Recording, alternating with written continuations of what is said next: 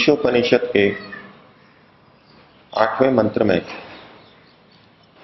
ईश्वर के शुद्धम इस स्वरूप का उल्लेख किया गया है। परमात्मा अविद्यादि दोषों से रहित है, पवित्र है, सदा पवित्र है। परमात्मा के इस पवित्र भाव को मन में ला करके हम भी पवित्र बने और पवित्र बनकर के एकाग्र हो सकें, एकाग्र होकर के समाधि लगा सकें और समाधि लगा करके ईश्वर का साक्षात्कार कर सकें। बिना पवित्रता के एकाग्रता संभव नहीं है। जो व्यक्ति अपने कर्मों में शारीरिक, वाचनिक और मानसिक जितना जितना पवित्र होता जाएगा, वो उतना उतना एकाग्र होता जाएगा। परमात्मा की पवित्रता का स्वरूप क्या है, उसको बुद्धि में ठीक प्रकार से बैठाने के लिए हमें अपनी अपवित्रता और उस अपवित्रता को ठीक करने के लिए किए जाने वाले महान प्रयासों को देखना आवश्यक है और उसकी तुलना में ईश्वर के पवित्रता के स्तर को हम कुछ स्तर तक कल्पना में ला सकते हैं। परमात्मा की 100% पूर्ण पवित्रता हमारे मस्तिष्क में, हमारी कल्पना में नहीं आ सकती।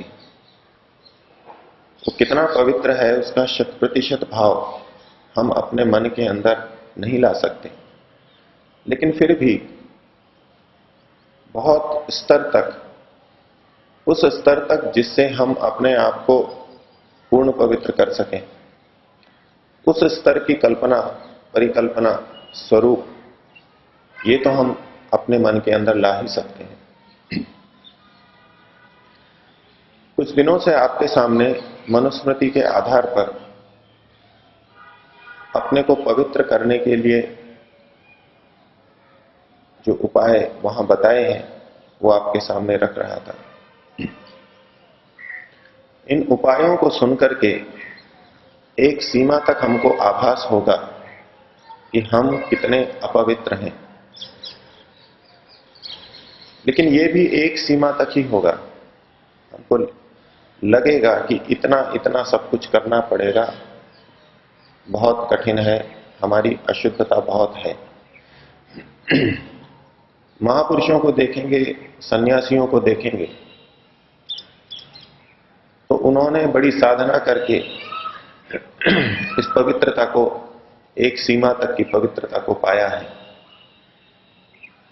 लेकिन फिर भी अपनी अपवित्रता का ठीक ठीक स्वरूप हमारे मन में नहीं आ पाएगा।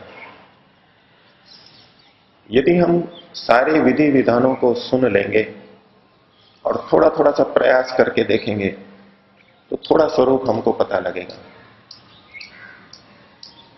लेकिन जब इसी के ऊपर लग करके अपने को शुद्ध करने के लिए प्रयत्नशील रहेंगे, महीनों तक, वर्षों तक, और फिर देखेंगे अपने को एक सीमा तक शुद्ध करने पर फिर हम उन्हीं अशुद्धियों से बीच बीच में ग्रसित हो रहे हैं, फिर यत्न कर रहे हैं, फिर ग्रसित हो रहे हैं, तो हमको और अच्छी तरह भान होगा कि हमारी अशुद्धियां कितनी अधिक हैं, कितनी गहराई तक घुसी हुई हैं, उनकी जड़ें कितनी गहरी हैं। जैसे किसी विषय वृक्ष को काटने के लिए, उसको दिखना समाप्त करने के लिए कुल्हाड़ी से ऊपर से काट दें तो भी वो हमको दिखाई नहीं देगा। जमीन के 1 फीट नीचे तक काट दें, ऊपर मिट्टी डाल दें, पूरी तरह अदृश्य दिखाई देगा। अनेक दिनों तक, महीनों तक वो दिखाई नहीं देगा। लेकिन कुछ महीनों में या कुछ वर्षों में फिर वहीं से वही वृक्ष उठता हुआ हमको दिखाई देगा। इसी प्रकार से अपने अविद्यादि संस्कारों को, कुसंस्कारों को पूरी गहराई तक हटाना होता है, दग्ध बीज भाव तक करना होता है। हम सामान्य स्थिति में परिकल्पना भी नहीं कर सकते कि किस स्तर तक और कितनी मेहनत के बाद में इन क्लेशों को दग्ध बीज किया जाता है। हम तो अभी समाधि से भी बहुत दूर हैं, और जिसने समाधि लगा ली है उसको भी वर्षों लगते हैं। आज तो हम उसकी कल्पना भी एक मोटे तौर पर कर सकते हैं, उसकी वास्तविक गंभीरता का हमको पता नहीं लग सकता। जैसे समुद्र कितना गहरा है उसका थोड़ा भान हमको हो सकता है समुद्र के पास जाकर के। हमने तालाब भी देखे हैं, समुद्र भी देख रहे हैं, तो कितना अथाह जल वाला है, कितना गहरा है, थोड़ा आभास होगा। और थोड़ा बहुत गोता लगाएंगे, थोड़ी बहुत दूर तैर के आएंगे तो लगेगा बहुत गहरा है। लेकिन वास्तव में कितना गहरा है इसका पता तो तभी लगेगा जब हम कोई पनडुब्बी बना लें और उसके माध्यम से बिल्कुल तलवे तक जाएं, और एक तलवे तक नहीं, भिन्न भिन्न क्षेत्रों में जाएं। समुद्र भी कहीं किसी तलवे में थोड़ा सा गहरा है, कहीं दूसरी जगह उससे दुगना तिगना गहरा है, कई कई किलोमीटर गहरा है। तो इतने विस्तृत क्षेत्र हैं मन के उसको पवित्र बनाने के कि उसको वर्षों तक करते करते तब जाकर के शुद्धि आती है। और जो व्यक्ति असंप्रज्ञात में जाकर के बीजों को दग्धबीज कर रहा है, क्लेशों को दग्धबीज कर रहा है, उसको वास्तव में पता लगता है कि कितना लंबा सफर मैंने तय किया है, कितनी अधिक अशुद्धि जन्म जन्मांतरों से मैंने अपने अंदर भर रखी थी। और तब उसको ईश्वर की पवित्रता का किस स्तर तक भान होगा उसको हम विचार सकते हैं। लेकिन फिर भी हम जिस स्तर पर हैं, जिस स्तर पर साधना कर रहे हैं, उस स्तर से भी परमात्मा की पवित्रता की कल्पना आसानी से कर सकते हैं।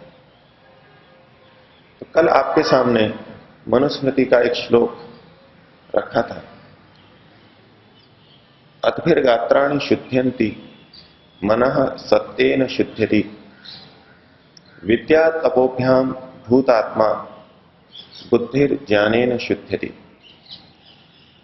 तो अंत में प्रकरण चल रहा था विद्या तपोभ्याम भूतात्मा, आत्मा की शुद्धि विद्या और तप इन दो के माध्यम से होती है। इसका कुछ विषय आपके सामने रखा था। जब व्यक्ति विद्या से युक्त होकर के, शुद्ध ज्ञान से युक्त होकर के तप करता है, और उस समय जो बेचैनी होती है, जो परेशानी होती है, जो उद्विग्नता आती है, मन बिल्कुल उखड़ सा जाता है, किसी काम में मन नहीं लगता, अरुचि सी उत्पन्न हो जाती है, ये सारा का सारा इस तरह से है जैसे कोई बिच्छू काट रहा हो। जिनको बिच्छू ने काटा हो उनको आभास होगा कि कितना कष्ट होता है, कितनी झंझनाहट होती है। सब कुछ भूल के उसी तरफ मन लगा रहेगा, इतनी तेजी से उसकी पीड़ा होती है, कुछ सोचेगा ही नहीं वो व्यक्ति। इसी तरह से जब क्लेशों को हम हटाते हैं, संयम की साधना करते हैं, तो ये कष्ट आता है।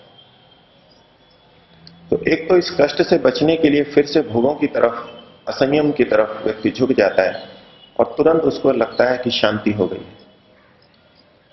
और जब जब साधना करता है यही बिच्छू का दंश उसको लगता है, फिर उसको कठिन मान करके छोड़ देता है, और फिर असंयम को अपना लेता है, तुरंत शांति हो जाती है। इंद्रियां तो भोगों को पाते ही शांत हो जाती है कुछ देर के लिए। लेकिन व्यास जी ने जो कहा कि इस वृश्चिक दंश से डर करके ये असंयमी व्यक्ति, सांसारिक व्यक्ति सर्प से दंशा जाता है और मृत्यु को प्राप्त होता है। तो यदि हमें मृत्यु से बचना है तो इस वृश्चिक दंश से तो पीड़ित होना ही होगा। नशीली दवाएं अगर छोड़नी है तो कुछ दिन की तड़प तो उस व्यक्ति को सहन करनी ही पड़ेगी, लेकिन जितना लाभ होगा उसकी दृष्टि में वो कुछ दिनों की तड़प बहुत कम है, वो कष्ट बहुत कम है। कोई व्यक्ति ये तर्क कर सकता है और मन में स्वयं विचार उठ जाते हैं। मान लीजिए कोई व्रत हमने अपने को पवित्र बनाने के लिए लिया, एक छोटा सा व्रत लिया, सत्य बोलने का लिया, ब्रह्मचर्य का लिया, चोरी न करने का लिया, या भोजन में से जो आकर्षण है उसमें से किसी चीज को छोड़ने का लिया, तो दिन भर ऐसा लगेगा जैसे जीवन कुछ खाली खाली सा हो गया है। दूरदर्शन देखने का यदि व्यसन है, ताश खेलने का व्यसन है, लोगों से बातचीत करने का व्यसन है, तो जिस दिन नहीं करेंगे उस दिन बड़ा विचित्र लगेगा, अटपटा लगेगा। और यदि उसी संयम को पालन करते रहो तो बच्चा कहेगा मैं विद्यालय जाऊंगा तो मेरे को पढ़ाई में मन नहीं लग रहा है, दुकान वाला कहेगा मेरा दुकान में ही मन नहीं लग रहा है, लोगों से बातचीत करनी है, व्यवहार करना है, उसमें मन नहीं लग रहा है। अब ये सांसारिक व्यवहार तो करने होंगे, विद्यालय तो जाना होगा, दुकान तो जाना होगा, लोगों से बातचीत भी करनी होगी, तो फिर कैसे साधना करूंगा मैं? और इधर दुकान की, विद्यालय की हानि को देख करके तो साधना को छोड़ देता है। क्या हम नशा छोड़ने वाले को ये उसके इस तर्क को स्वीकार करें? जब उसको नशा छुड़ाने के लिए चिकित्सालय में रखा जाता है कुछ दिन के लिए, वो कहे कि मेरा तो इससे विद्यालय छूट जाएगा, तो समाज के अंदर ये प्रचलन में आ गया कि ऐसी अप्रिय चीज को ना बोला जाए। घर परिवार में कोई मृत्यु हो गई है तो दूरस्थ व्यक्ति को दूरभाष में नहीं बताते कि मृत्यु हो गई है, छोटी मोटी कोई बात कहते हैं, फिर वो आते हैं, धीरे धीरे बताते हैं, यहां आते हैं, फिर बताते हैं। ठीक है, एक सीमा तक ये चल सकता है कि हम असत्य तो नहीं बोल रहे, केवल गंभीरता बता रहे हैं। लेकिन रोगों के बारे में बहुत प्रचलित है कि रोग न बताएं। सत्यम ब्रूयात प्रियम ब्रूयात न ब्रूयात सत्यम अप्रियम। पिछले सप्ताह एक चिकित्सक से चर्चा चल रही थी, तो कहने लगे कि मैं तो रोगी को उसका रोग जो होता है वही बता देता हूं। कुछ दिन पूर्व की घटना बता रहे थे, एक युवक आए, उनको ब्लड कैंसर था जिसका कि कोई उपचार नहीं है, कुछ दिनों बाद में मृत्यु होनी ही है। जब निर्णय हुआ तो उन्होंने उनके सब परिवार वालों को बाहर कर दिया कि आप सब बाहर जाओ, माता पिता को, और अकेले में बैठा करके उनको समझाया, बता दिया कि आपको ब्लड कैंसर है। शुरू में थोड़ा तो व्यक्ति को लगेगा, लेकिन वो भी संतुष्ट हुआ कि नहीं, आपने बता दिया तो बहुत अच्छा हुआ। उस युवक का विवाह होने वाला था कुछ ही महीनों के अंदर। अगर उस युवक को तो बाहर कर दिया जाता और उसके परिवार वालों को बता दिया जाता, तो उस युवक का कहना था कि मेरे माता पिता मेरा विवाह करवाने वाले हैं और उनको यह पता लग गया कि ये मरने ही वाला है, तो भी वो विवाह तो करवाएंगे क्योंकि एक बड़ा दहेज आएगा। ठीक है, उस लड़की का कुछ भी हो, उसकी उनको चिंता नहीं है, आपने बता दिया तो अच्छा है, मेरे पे पाप नहीं चढ़ेगा।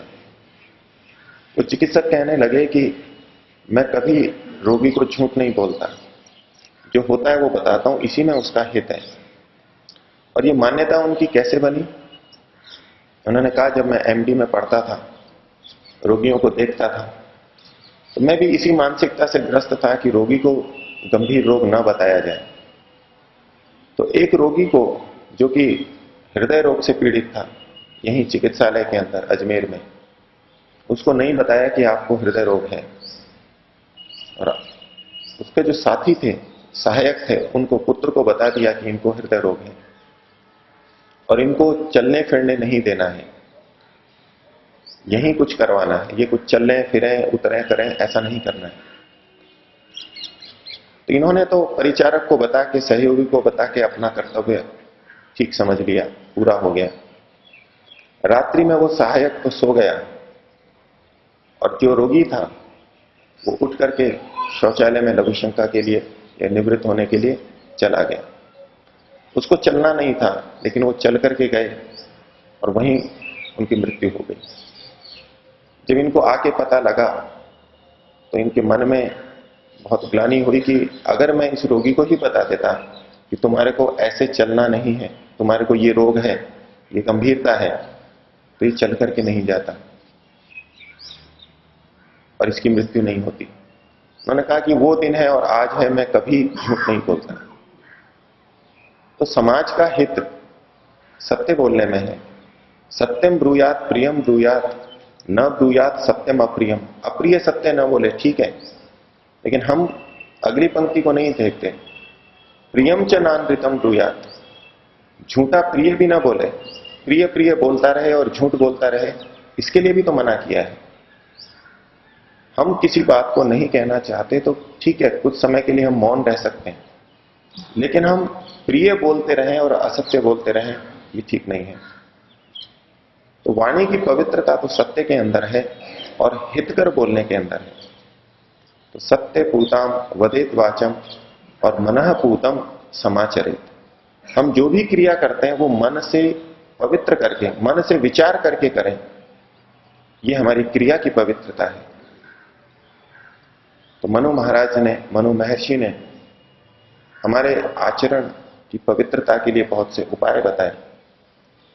हम उन उपायों को भी थोड़ा थोड़ा करके जीवन में अपनाएं और उसके साथ साथ अपनी अशुद्धता का भान भी करते जाएं कि कितना कचरा अंदर भरा पड़ा है। अपने कचरे का भान करें और उसकी तुलना परमात्मा से करें कि वो कभी भी अविद्यादि दोषों से, अपवित्रता से ग्रसित नहीं होता, वो सदा पवित्र है और मेरे को उसी की तरह से पवित्र बनना है। इस भावना को मन में लेकर के, इस लक्ष्य को लेकर के व्यक्ति चलने लगे तो पूरी साधना उसके इसी में समाहित हो जाएगी और वो व्यक्ति समाधि तक आगे पहुंच सकता है।